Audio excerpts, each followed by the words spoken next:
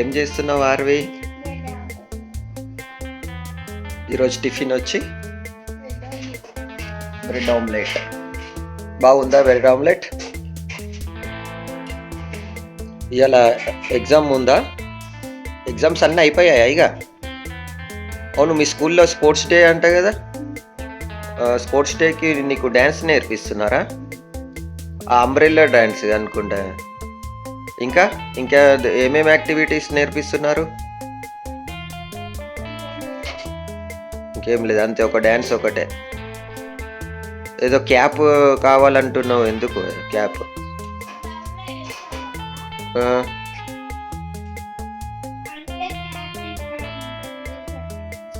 Cap గ్రౌండ్లో చేస్తే cap ఎందుకు? మధ్యాహ్నం టైంలో నేర్పిస్తుండ్రా?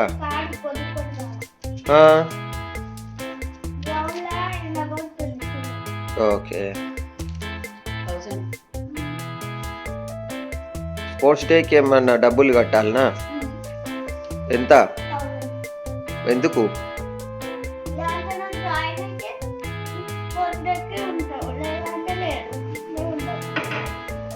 1000 రూపీస్ కడితేనే డ్యాన్స్లో ఉంచుతారు, లేకపోతే లేదు.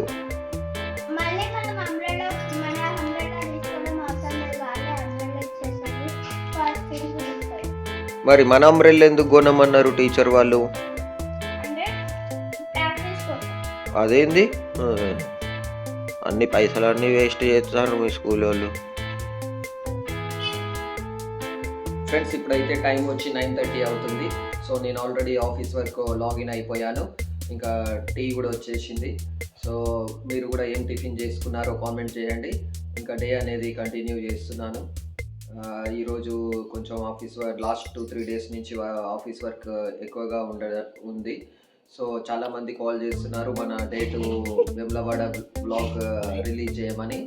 సో అంత ఎడిటింగ్ అయితే అయిపోయింది, కొంచెం వాయిస్ ఓవర్ ఇచ్చేస్తే అయిపోతుంది. ఇంకా ఫైనల్లో ఉంది. మ్యాక్సిమం ఇవాళ నైట్ వర్క్ అన్నా రేపటి వర్క్ అన్నా రిలీజ్ చేస్తాను. ఫ్రెండ్స్, ఈరోజు ఫ్రైడే కదా, సో ఫ్రైడే అయితే మా మమ్మీ పప్పు వేస్తుంది. సో చాలామంది సబ్స్క్రైబర్స్ అడిగారు, లాస్ట్ టైం మన బ్లాగ్లో చెప్పాము నిమ్మకాయ పప్పు అని. నిమ్మకాయ పప్పు మా మమ్మీ వాళ్ళ ఇంట్లో తిన్నాను కదా ఫ్రెండ్స్. సో అది ఎలా చేసుకుంటారు ఏంటి అని చాలా మంది నాకు కాల్ చేశారు, మన సబ్స్క్రైబర్స్ కూడా కామెంట్ చేశారు. సో మమ్మీని నిన్న నైట్ అడిగాను నేను, నిమ్మకాయ పప్పు చేద్దాం మమ్మీ అందరి కోసం అని. అంటే మా మమ్మీ లేదు, ఇవాళ నేను పాలకూర పప్పు చేస్తున్నాను, ఆల్రెడీ పాలకూర తీసుకున్నాను, ఖరాబ్ అయిపోతుంది అని పాలకూర పప్పు చేస్తుంది. సో మళ్ళీ వీలైనప్పుడు నేను నిమ్మకాయ పప్పు చూపిస్తాను ఫ్రెండ్స్. మా మమ్మీ కొంచెం రిక్వెస్ట్ చేసినా కూడా అడగట్లే. మా మమ్మీ ఎవరి మాట వినది, ఓనార్ ఒకటే దారిలో నడుస్తుంది. సో నేను మళ్ళీ ఒకసారి రిక్వెస్ట్ చేసి అడుగుతాను మా మమ్మీని. ఫ్రెండ్స్, మార్నింగ్ అయితే టమాటాలు తీసుకొని వచ్చాను. 3 kgs టమాటాలు 100 రూపీస్కి ఇచ్చారు. సో 3 kgs ఎందుకు తీసుకున్నాను అంటే టమాటా పచ్చడి పెడతా అంది శిరీష. సో టమాటా పచ్చడి రెడీ అవుతుంది. సో ఒకసారి రెడీ అయిపోయాక నేను ఆఫ్టర్నూన్ లంచ్ చేసేటప్పుడు టేస్ట్ చూస్తాను, ఎలా అయింది ఏంటో అనేది రివ్యూ చెప్తాను ఫ్రెండ్స్. సో ఇలా చలికాలము ఇలా నిలువున్న పచ్చళ్ళు చేసుకుంటే చాలా యూస్ఫుల్ అవుతాయి. సడన్గా మనకి టిఫిన్స్లో పచ్చడి లేనప్పుడు మధ్యాహ్నం టైంలో అంచుకి అన్నంలో వేసుకొని తినొచ్చు. పుల్ల పుల్లగా చాలా బాగుంటుంది పచ్చడి. ఏం చేస్తున్నావు అక్షయ? పచ్చడి గ్రైండింగ్ పడతలేదా మమ్మీ? ఓకే, ఇంకా ఫైనల్కి వచ్చేసింది అనుకుంటా కదా పచ్చడి.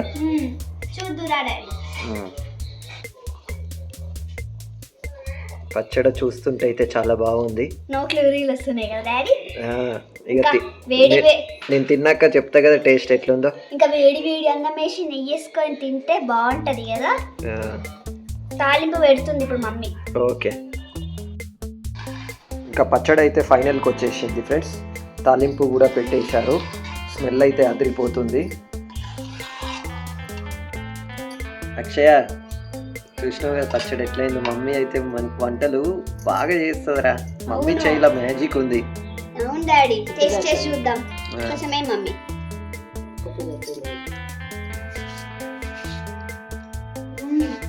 బాగుంది మమ్మీ. అన్నీ అయిపోయినా నాకు ఎట్లకు నెయ్యి అన్నం వేసుకొని తినబుద్ధి అవుతుంది. తెచ్చుకోపోవాలి.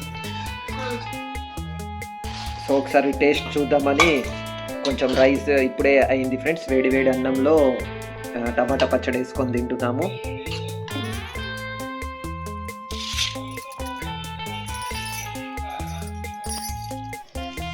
కాటుంది. సో ఫస్ట్ మా అక్షయ్ తింటుంది. బాగుంది.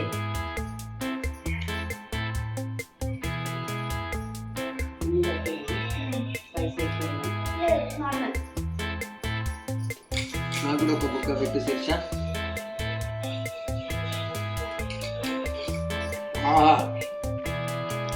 సూపర్, చాలా బాగుంది ఫ్రెండ్స్. రియల్గా చాలా టేస్టీగా ఉంది. మేమైతే టమాటా పచ్చడిలో సన్ఫ్లవర్ ఆయిల్ వాడము, పల్లి నూనె వాడతాము. అందుకే టేస్ట్ అనేది చాలా బాగా వస్తుంది. నేను అనుకోలేదు ఇంత టేస్ట్ ఉంటుందని. కమ్మగా ఉంది. ఈ పచ్చడి చిన్నపిల్లలకి టేస్ట్ తినిపిస్తే మాత్రం వాళ్ళు ఇంకా వేయి అని మొత్తం ప్లేట్ ఖాళీ చేసేస్తారు. అంత బాగుంది. చూసారా ఫ్రెండ్స్, ఇంత అదృష్టం ఉండాలి. పచ్చడి చేసి మా వైఫ్ నాకు తినిపిస్తుంది. ఇలాంటి వైఫ్ దొరకడం ఎంతో అదృష్టం. ఇంకొక బుక్క వీటికి ఇచ్చా. ఇంకా నేను మళ్ళీ ఆఫీస్ పని చేసుకొని వస్తా. Super super friends, super. మీరు కూడా ఇలాంటి టమాటా పచ్చడి చేసుకోండి ఈ చలికాలంలో, చాలా బాగుంటుంది. ఎవరైనా ఫస్ట్ టైం మన ఛానల్ చూస్తున్నట్టయితే సబ్స్క్రైబ్ చేసుకోండి. ఈ వ్లాగ్ నచ్చినట్టయితే లైక్ చేయండి. మీ ఫ్రెండ్స్ అండ్ ఫ్యామిలీ మెంబర్స్కి కూడా షేర్ చేయండి. ఫ్రెండ్స్, ఇప్పుడైతే నేను ఒక యూస్ఫుల్ ఇన్ఫర్మేషన్ చెప్పబోతున్నాను. సో ఇది వాట్సాప్లో ఈ నెంబర్ ఫీడ్ చేసుకోండి. నేను చూపిస్తున్నాను. నెంబర్ వచ్చి 8738030604. ఈ నెంబర్ ఫీడ్ చేసుకోండి ఫ్రెండ్స్. ఇది వచ్చి ఆగస్ట్ ఏఐ అంటే ఆర్టిఫిషియల్ ఇంటెలిజెన్స్. సో మీకు ఎప్పుడైనా మెడికల్కి సంబంధించిన ఇన్ఫర్మేషన్ కావాలి అంటే జస్ట్ వాట్సాప్లో ఫోటో కానీ, లేదంటే మీ బ్లడ్ రిపోర్ట్ కానీ, లేదంటే మీకు వాయిస్ మెసేజ్ కానీ పంపిస్తే దానికి మందులు ఏం యూజ్ చేయాలి, ఎలా యూజ్ చేయాలి అనేది టోటల్గా ఇన్ఫర్మేషన్ అనేది వచ్చేస్తుంది మనకి. ఇప్పుడు నాకు చెయ్యి యాక్చువల్గా కట్ అయిపోయింది ఫ్రెండ్స్. సో నేను నా చెయ్యి ఫోటో పంపించాక అవన్నీ క్వశ్చన్ అడుగుతుంది. ఎలా కట్ అయింది, ఇంజురీ అంటే కట్ అయిందా, కాలిందా మరి అని. సో నేను ఇలాగా ఆన్సర్స్ అనేటివి చెప్పాను. సో ఇలా టైప్ చేసి పంపించాను. మనం వాయిస్ మెసేజ్ పంపించినా కూడా, తెలుగులో కూడా పంపించినా కూడా ఆన్సర్స్ చెప్తుంది ఏఐ అనేది. సో లాస్ట్కి ఏదన్నా ఆయింట్మెంట్ రిఫర్ చేయమని అడిగితే ఇలాగా ఈ ఆయింట్మెంట్స్ తీసుకోండి, తక్కువైపోతుంది అని మెసేజ్ ఇచ్చింది. సో ఇలా ఈ నెంబర్ అనేది సేవ్ చేసుకోండి, మీకు చాలా యూస్ఫుల్ అవుతుంది. మీ ఫ్రెండ్స్ అండ్ ఫ్యామిలీ మెంబర్స్కి కూడా షేర్ చేయండి. ఫ్రెండ్స్, ఇప్పుడు నేను చూపించాను కదా ఆగస్ట్ ఏఐ అనేది. సో ఇది చాలా హెల్ప్ఫుల్ అవుతుంది. మనము డాక్టర్ దగ్గరికి వెళ్ళకుండానే ఇంట్లో నుంచే చిన్న మెడికల్ ప్రాబ్లమ్స్ అనేవి క్లియర్ చేసుకోవచ్చు. సో మన ఛానల్ ద్వారా ఇలాంటి కొత్త ఇన్ఫర్మేషన్ అనేది డైలీ వ్లాగ్స్లో నేను చెప్తూ ఉంటాను.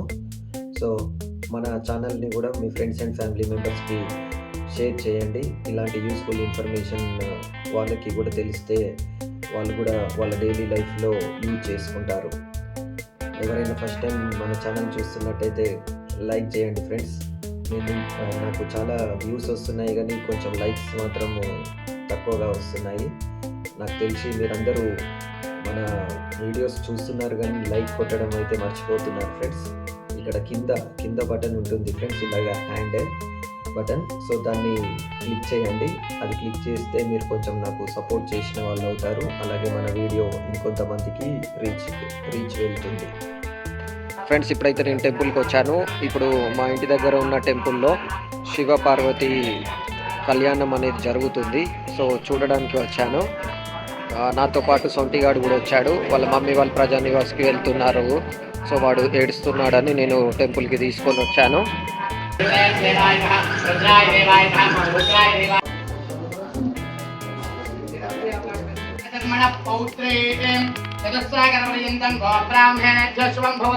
కాశ్యప ఆవత్సారణైత్రువ త్రయారుషే ప్రవరాన్విత కాశ్యపదగోత్రోద్భవస్య హిమాచల శర్మణ పుత్రీం చతుస్సాగర పర్యంతం గోబ్రాహ్మణేభ్యః శుభం భవతు కాశ్యప ఆవత్సారణైత్రువ త్రయారుషే ప్రవరాన్విత కాశ్యపదగోత్రోద్భవాం మహాకాళి మహాలక్ష్మీ మహాసరస్వతి స్వరూపిణీం అఖిలాండ కోటి బ్రహ్మాండ నాయకీం శ్రీ పార్వతీనాం కన్యాం. అమ్మవారు వచ్చేసి కాశ్యప ఆవత్సార నైత్ర. ఫ్రెండ్స్, ఇప్పుడే మా మమ్మీ వచ్చింది. ఇవాళ పొద్దున్న నుంచి అసలు రాలేదు మా ఇంటికి అయితే. సో మమ్మీ ఎందుకు పొద్దున్న నుంచి మా ఇంటికి రాలేదు? చేతగాలే రాలేదు.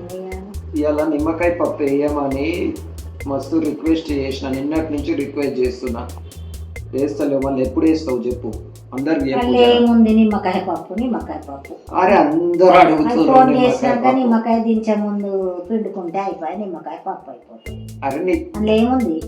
అది పిండే విధానం ఉంటది కదా, అది చెప్పాలి. ఏం విధానం? అది ఎంత పిండాలి, ఎప్పుడు పిండాలి, పప్పు చల్లగైనాక పిండాలనా లేకపోతే వేడిగా ఉన్నప్పుడు పిండాలనా లేకుంటే ఒక్క నిమ్మకాయ మొత్తం పిండాలనా తక్కువ పిండాలనా మళ్ళీ నిమ్మకాయ ఎక్కువైతే చేదవుతుందా? చూసి సరిపోయే అంత పిండుకుంటారు. అది ఒకసారి అందరూ అడుగుతున్నారు. సో చాలా మందికి నిమ్మకాయ పప్పు తెలియదంట.